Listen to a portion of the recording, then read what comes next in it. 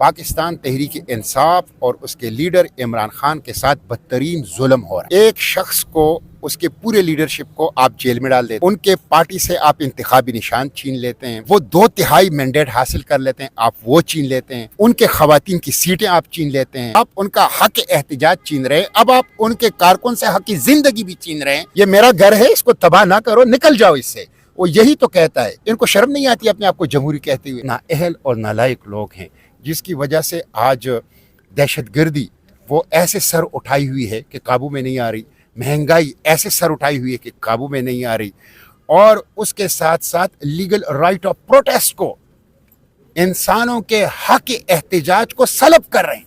और अभी आपने देखा आज के अखबारात में है कि पीका ऑर्डिनेंस में नए ड्रैकूनियन तरामीम ला रहे हैं और इंटरनेट का इन्होंने गला दबा दिया है, सोशल मीडिया प्लेटफॉर्म का गला दबा दिया है। आपको पता है $1 बिलियन इंडस्ट्री है आईटी की, वो तबाह हो गई इनकी ज़ाती मफादात की वजह से और इंटरनेट के ऊपर शब खून मारने और उनका गला दबाने की वजह से। तो ये तो अवाम के हक एहतजाज को भी सलब कर रही है, डाइसेंटिंग वॉइसेस को भी दबा रही है, प्रेस और सहाफ़त के हथकड़ियाँ लगा रही है, सियासी मुखालिफिन को बंद कर रही है। और फिर ये जो पश्तूनों के साथ हो रहा है, यानी इस्लामाबाद में पाकिस्तान तहरीक इंसाफ ने अपने लीगल राइट ऑफ प्रोटेस्ट को इस्तेमाल किया। आप क्यों हक नहीं दे रहे? आपने खुद तहरीक नहीं चलाई, तहरीक निजात आपने चलाई है, आपने मार्चेस किए हैं, आप तो सुप्रीम कोर्ट के अंदर भी गए, आप रेड जोन में भी आते थे। आप लीगल राइट ऑफ प्रोटेस्ट जो पाकिस्तान तहरीक इंसाफ का है, आप उसके ऊपर रियासती तशद्दुद कर रहे हैं। अब तो मान लिया ना कि कम से कम, ये कहते हैं सैकड़ों में ये झूठ बोल रहे हैं 12-13 है, तो ये 12-13 के कातिल कौन है? शहबाज शरीफ कातिल है, मोहसिन नकवी कातिल है, ये हुकूमत कातिल है उसका, ये सब लोग इसके कातिल हैं। तो एक तरफ तो ये कर रहे हैं, दूसरी तरफ इस्लामाबाद में पुख्तूनों के लिए जगह तंग कर रहे हैं, इस्लामाबाद को पुख्तूनों के लिए नो गो एरिया बना रहे हैं।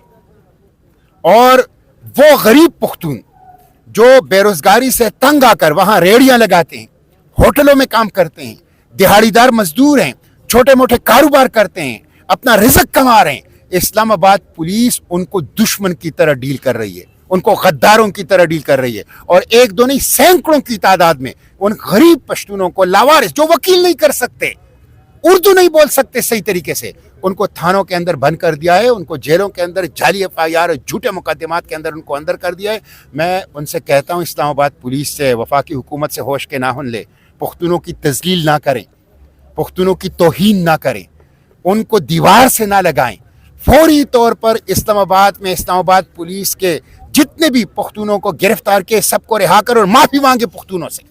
इमरान खान के हवाले से बताया जाता है कि रिहाई हो रही थी जिस वक्त धरना संजानी के करीब पहुंचा, लेकिन फिर उनकी रिहाई खटाई में पड़ गई। क्या कहते हैं उनके हवाले से? रोज़ाना की बुनियाद पर नए मुकदमात किए जाते हैं, तहरीक इंसाफ का ये दावा है। आप क्या कहते हैं कि उनकी जो गिरफ़्तारी है उस पर क्या कहते हैं, और जो नए मुकदमात उनके ख़िलाफ़ आए रोज़ बनाए जाते हैं, इस पर क्या कहते हैं? देखें, इमरान खान जब वज़ीर आज़म थे और पाकिस्तान तहरीक इंसाफ की जब हुकूमत थी, तो 4.25 साल में डट कर उनके मुकाबले में पार्लियामेंट में खड़ा रहा। और ये इख्तिलाफ उनके साथ ज़ात की बुनियाद पर नहीं था, वो उनकी पॉलिसियों के साथ था। मैंने हमेशा उनके साथ उसूली इख्तिलाफ किया है, लेकिन इस वक्त पाकिस्तान तहरीक इंसाफ और उसके लीडर इमरान खान के साथ बदतरीन जुल्म हो रहा है। आप मुझे ये बता दें, एक शख्स को, उसके पूरे लीडरशिप को आप जेल में डाल देते हैं, उनके पार्टी से आप इंतखाबी निशान छीन लेते हैं, वो 2/3 मैंडेट हासिल कर लेते हैं, आप वो छीन लेते हैं, उनके खवातीन की सीटें आप छीन लेते हैं, सेनेट में उनकी अक्सरियत को रोकने के लिए आप खैबर पुख्तनख्वा एक फेडरेटिंग यूनिट में सेनेट का इलेक्शन नहीं कराने देते, आप उनके खिलाफ नेब को, पुलिस को, FIA को और पैरामिलिट्री फोर्सेस को, अदालतों को इस्तेमाल करते हैं, आप उनका मीडिया ट्रायल जो है वो करते हैं, आप उनका हक एहतजाज छीन रहे हैं, अब आप उनके कारकुन से हक की ज़िंदगी भी छीन रहे हैं।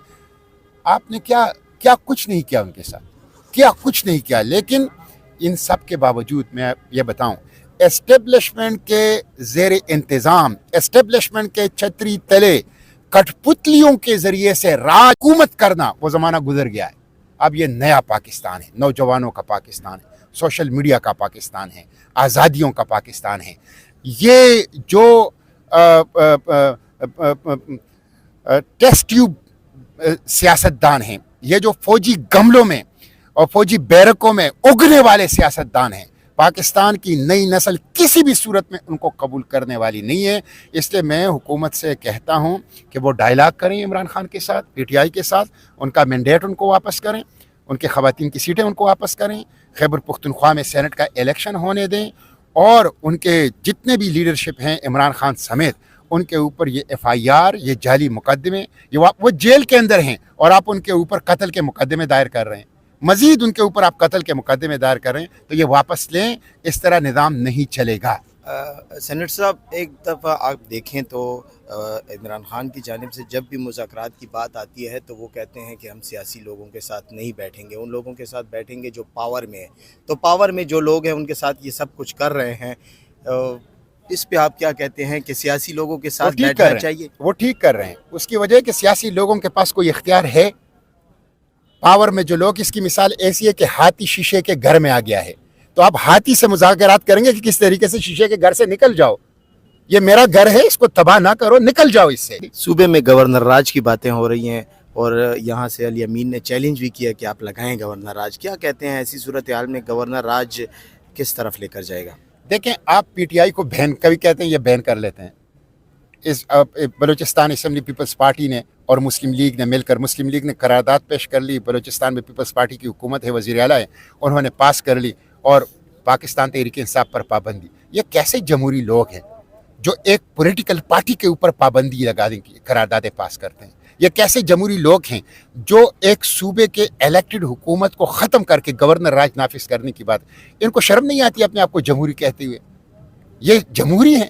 جمہوری لوگ ایسے ہوتے ہیں؟ یہ تو جمہوریت کے دشمن ہیں، جمہوریت کی جڑیں اکاڑ رہے ہیں، جمہوریت کو تباہ کر رہے ہیں، اور ڈکٹیٹرشپ کو وہ فروغ دے رہے ہیں، اس کو دوام دے رہے ہیں.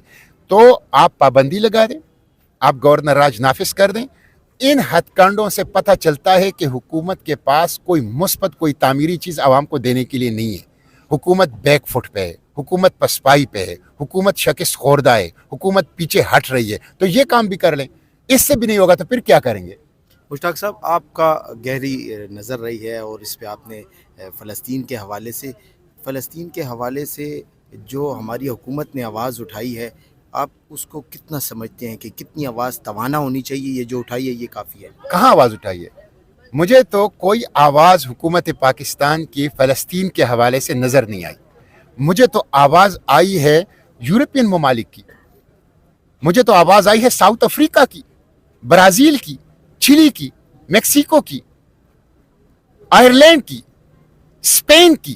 مجھے تو پاکستان کی کوئی آواز. ان لوگوں نے تو 7 اکتوبر 2024 کو جب 1 سال پورا ہو گیا طوفان الاقصی کا، تو حکومت پاکستان نے جو اشتہار شائع کیا تھا اس میں لفظ اسرائیل نہیں تھا.